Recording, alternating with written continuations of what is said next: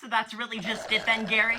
You're just gonna walk away from everything we built together. You're the one who decided to walk away from us so you can lay down with another man, Sarah. That's not the point, Gary. I made a mistake. That doesn't mean you can just leave and tear our family apart like this. You won't even try to make this work. Oh, don't you even dare try that shit on me. I tried to make this work. The first time you cheated on me, Sarah, I stayed. I stayed right here and I stayed faithful. You fucking know that. We went to counseling. I thought we could move past it. I did everything I could to keep this family together. You still threw it all away.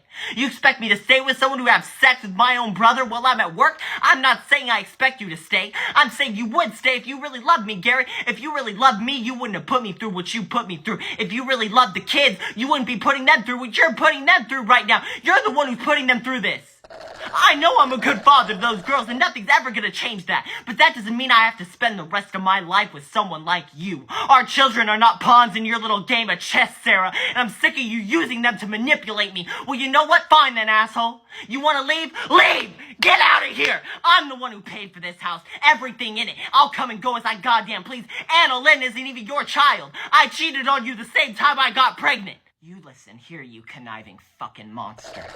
You can take everything I have. You can play me for a fool as many times as you can get away with.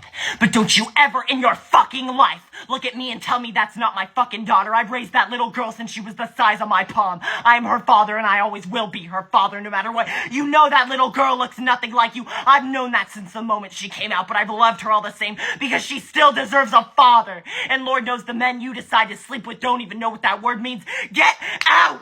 No,